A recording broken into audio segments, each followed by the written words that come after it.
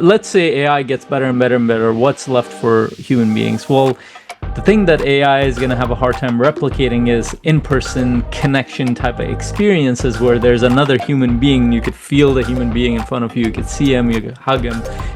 That's, at least so far, it's not going to be able to do it, and probably not for the next few years. Hey, it's Daniel, and you are about to watch a clip from our free podcast, The Coach's Journey, where we help you navigate the surprisingly difficult path of building a coaching business by people who are actually doing it.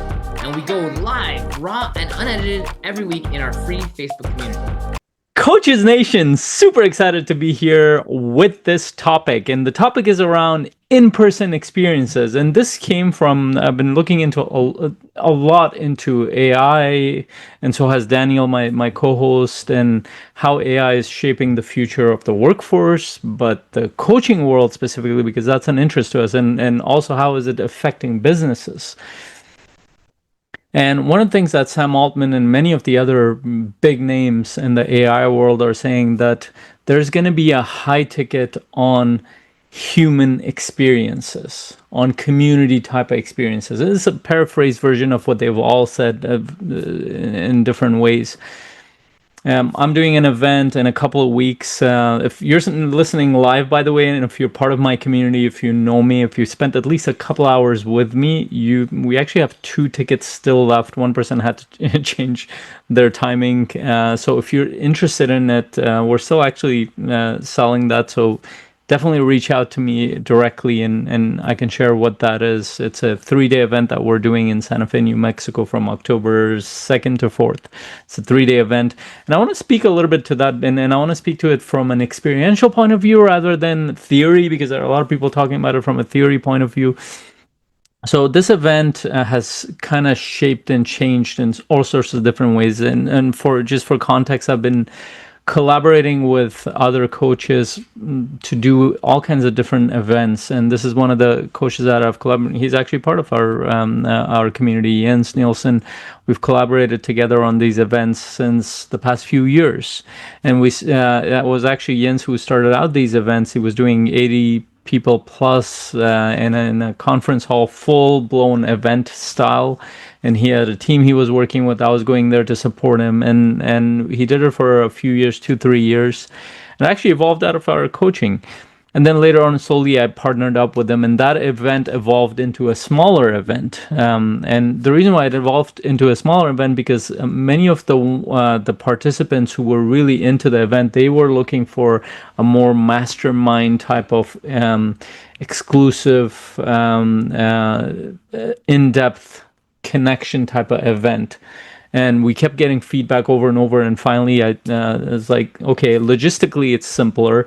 We can get a few people in a room, not more than 20 people, and we can support them with more depth rather than breadth. With a lot of people, you can bring in a lot of material, speakers, those kind of things. But with these, we can go much deeper. We can do different kinds of cool experiences. And last year we did one of our first ones, and this year we're doing it again. And we're doing it in Santa Fe, New Mexico. And I want to speak a little bit to that. And in the background, I've been also thinking a lot about, okay, what does that mean for the evolution of the coaching business? And just, of course, a couple of caveats. I didn't start out by doing events. I worked with people one-on-one. I did groups, virtual mostly. And later on, I started speaking as a coach, as a speaker in different places. And slowly, I started moving towards events. Now, I'm not saying you can't do it right off the bat. If you have really good skill sets as a speaker, you can definitely go into it. And we've interviewed coaches who have jumped in doing retreats and events. That's definitely possible. But I want to speak more to what's working and what's not working. Why do I think that part of the future of the business is going to be that? Well, for one thing, almost every kind of answer from an informational point of view, technical point of view that people need, they will get it virtually through AI. Even parts of coaching will be taken over by AI systems. You can literally get an AI virtual type of person to mimic what a coach would do, and it will do it very well. Maybe not 100% or the greatest or the best, but it would be a good enough coach for people who would pay, I don't know, a couple of $100 or $500-$600 or $1,000 to hire. maybe not high-end coaches, at least not so far as I can tell.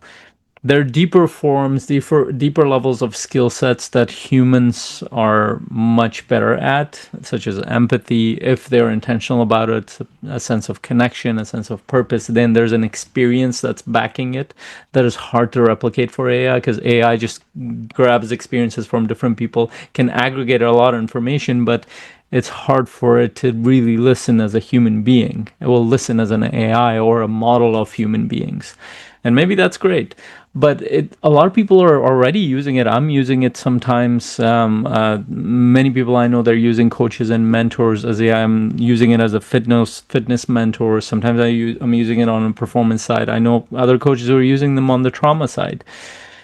And it works. It's good enough to move you forward, but the deeper levels of coaching is not there. So that brings us to, well, what's left? Let's say AI gets better and better and better. What's left for human beings? Well, the thing that AI is going to have a hard time replicating is in-person connection type of experiences where there's another human being. You could feel the human being in front of you. You could see him. You could hug him. That's, at least so far, it's not going to be able to do it, and probably not for the next few years. And on top of that, we've talked about it in the last couple of episodes, is that as the world of AI expands, and again, I'm using artificial intelligence in a broader terms, but as virtual reality increases, as agentic AI agents come into the picture, as we're going towards AGI, whatever that looks like, because nobody's able to really define it, and maybe at some point super intelligence, whatever that looks like. More and more people are going to rely on the virtual world and being inside their phone more, being inside, because they can consume more information. They can find out more things, which I think is great. They can learn more. But the problem is that it makes their normal human interactions secondary. So it'll become less and less normal for them. And it's a lot like, if you go back a couple of generations, and I come from a generation of, I'm kind of in the middle where we would call people, and then we transitioned quickly into texting. But then a generation before me, people only called.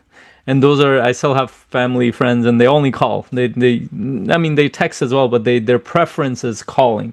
And then when it came to me, we were kind of in the middle. Sometimes I call, but a lot of times I text. And then the generation after me, they're only used to texting, so they don't even know how to talk to people on the phone. Or even now, there's another struggle. They don't know how to talk to people, converse with people in person. Now look at the generation of kids that are growing up right now. They're in front of their iPads. I don't agree with that. I don't think that's a good thing, but that's the trend. You look at majority of households, kids are sitting in front of their iPads, kids are sitting in front of their phones, and how, these kids are going to be the future workforce. They will not know how to interact with another human being without an AI system being there. They will be more and more integrated into computer and AI systems, which means that they're going to start losing some of the abilities that human beings have, their ability to empathize, because the only way you can empathize is if you actually look at a person. You see their emotions on their feet, or at least feel it, because we also have the ability to feel another person's energy without even looking at them. At this point, we've done tests in this space. They will lose their ability to communicate clearly to other person, to understand them better, to listen with more depth, because they're going to rely more and more on technology to do that. And it's a lot like, actually not that different from our physical state. So in the beginning, human beings, we know that physically we've gone weaker and weaker and weaker because we're relying on more technology. We walk less because we have cars. We sit more because we can. And our chairs are more padded. We spend more and more time in sedentary lifestyle. What has that done? That has affected our bodies in negative ways, which means that there's a bigger market for taking care of yourself. This is where the physical fitness and health and mental health world came in and brought a lot of services and stuff, and then some for the good. Like I do go to the gym and I enjoy it. If I don't go to the gym, my body breaks down even more. Even with the gym, I feel the effects of sitting down more. And I've done standing, and now I'm thinking about doing a walking thing. We know that human beings are not designed, or we have not evolved to be in sedentary situations, or at least our body hasn't adapted collectively or genetically yet, and it won't adapt, and so we have to do all these other things. So I think AI is going to be similar, but for our mind. And there was another thing, another scientist talked about this and said that technology a few decades ago came for the blue collars. Actually, it was Simon Sinek who said this, but the other scientists kind of agreed in a different way that anybody who's a knowledge worker, anybody who's a white collar, anybody who's gone to university, and who's seeking higher level jobs, they're likely going to be the one that the AI is coming after. It's not blue collars, it's not the plumbers that have to worry about AI. It's actually the people who have gone to get degrees and gone to college to get trained for something. They're going to struggle because AI is very information oriented, and they've spent the past 4, 5, 6, 8 years memorizing and learning a bunch of information. Yes, there's a thinking aspect to it, but now AI is thinking as well. So a lot of these guys are gonna struggle in a lot of ways. And this is where coaches come in, I feel like, where if we maintain our human abilities that is in listening, empathy, leading, connecting, bringing people together, creating communities, helping create better families, better organizations, is still the realm of human beings. And this is where in-person events come in-person events is the best place to bring people together, and that's the experience that we're creating in these 3 days. It's not just us sitting in front in a classroom or in a conference room staring at the thing. Yes, a part of it, a big part of it is it, but we're moving people around. We're getting them to connect with each other physically, seeing each other, communicating with each other, learning from each other, supporting each other, challenging each other, and also taking them outside and into the mountains or walking with them. And this is, you can do that with small groups, which is a lot of fun. And so why are people coming there? Well, they're looking to learn from real human beings. They're looking to see how they're building businesses, how they're supporting their families, how they're supporting their teams and organization, how they're growing in the world of chaos that we're in the world of new technologies, in the world of political turmoil, in the world of lots of wars and everything else, and social media that's breaking out. They want to know how other human beings at their level are dealing with it, and they're excited to show up there and spend a few $1,000s to learn from them. Is it similar information as a virtual setting? Yes, but the impact and effect of it is very different. So I really believe that the future of coaching in general will be those human skill sets that we call soft skill sets, and plus the in-person experiences that come with it. So whatever your program is, and you don't have to create a big events around that. You could, for example, offer a package with an intensive 1 day in-person support for your clients, and this could be individual, or you could do it for small little groups of 3, 4, 5, 6, or you could do it with 20, 30 people, or you could do it bigger. But whatever the version of that is, consider human type experience, in-person experiences as part of your offer. Again, you don't have to create all of it right now, but like I said, the starting point might be you offer a package of 6 months, and part of that package you account for 1 day in person, whether the client flies or drives to you, or if it's local, you guys meet for an hour, 2 hours, 5 hours, a whole day. People do intensive days with different experiences. I know many people do it.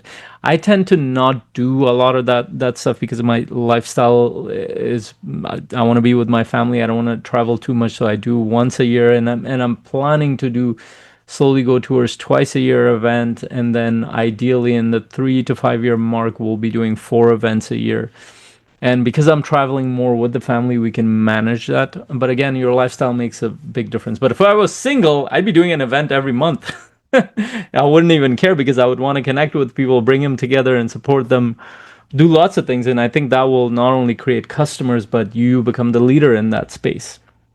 So I really believe that a big part of the future exists in human interaction and actually building real life communities, not just virtual communities. And the impact of that is a little bit different. And I also want you to think about, like, how do coaching skills evolve? What are the things that you're working? It's not just about the business, your skill sets, foundational skill sets to ask better questions, to to go deeper with people, to listen deeper, to connect deeper, to take people towards deeper things that AI might not be able to do. I still use AI for designs, asking questions, but some of the questions it will give me, I was like, I don't think it's going to land this way, so I need to tweak it a little bit. Still very helpful, but I still need to bring the human component into it. So I definitely encourage you to think about mastering skill sets that AI might not be able to master. And I'll give you an analogy of that. So when robotics came into the picture, for example, there were a lot of custom machinists, and I come from a mechanical engineering background. So, for example, CNC machines are these automated machines that you program, and it will do the job of a person times 1,000 per day. Great. That was a great evolution of that thing, and a lot of people transitioned into that space. But then, while that was happening, and it was interestingly when I was in college, the program for custom machining was disappearing, and more people were signing up for CNC machining as a profession. It was a certificate program for a year or two, I think, something like that. And I worked in that because I studied mechanical engineering design, so I understood the programming concepts, and then I learned some at work too.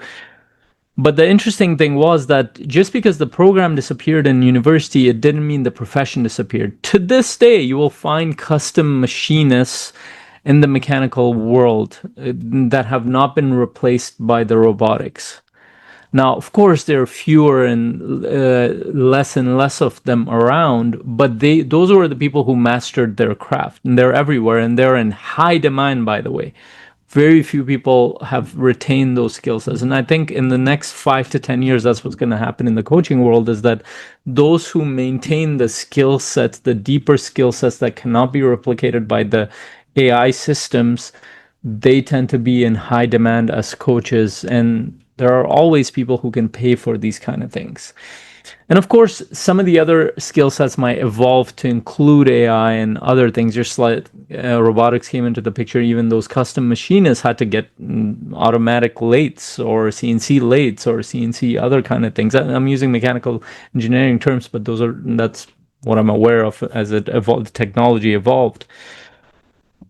So and my challenge to you is, how can you go more towards mastery of these skill sets? Because you will find that coaches who are masterful at what they do, they're still in high demand, regardless of what's happening with AI. They're still being hired by organizations, by individuals, by groups. So many things are happening in that area. And then the other piece of it is, I definitely encourage you to look into in-person physical events rather than just the virtual ones. And maybe also consider a virtual component of it, is that the virtual reality is becoming better. Maybe that's the medium between just Zoom versus virtual. And that's something just hit me right now. There are people who are creating virtual spaces. Maybe that's part of the future of the coaching. It's a creative way of looking at it. I'd love to hear what your thoughts are about this. And for us, for example, last year we had 12 people show up to that in-person retreat. This year we have 16, 17 people, and maybe it might go to 18 to 19 people. With us, about 20 people, and that's a good enough group for us. And in the next couple of years, we might grow it to about 25. We don't want it bigger than that, and we might do a couple of separate events for that. And we're super, again, that's the other side. We're super excited about this because we are in the world of virtual. I'm always in front of my computer when I'm working. I'm in different parts. And I think it's amazing because I get to travel around the world. I get to use my internet connection to talk to my clients from anywhere I am, even sometimes in the middle of the mountains and wilderness. But at some point, I do want to see people in person. I do want to connect with my clients. I do want to support them in a different way. And this is where events come in. So I want to hear your thoughts. Please share your thoughts. What do you think? And I could be completely off. So share your thoughts. You can critique what I'm saying as well. And what are some other ideas that you've had around whether going deeper with coaching, the mastery of coaching, or in-person events, or maybe you see a completely different path that I don't see yet. I'd love to hear from you. Share this with coaches who are not thinking about this stuff or who have thought about it but not in this depth. Super excited to hear from you. Please share your thoughts below. Until my next conversation, hope you have a great day. Bye.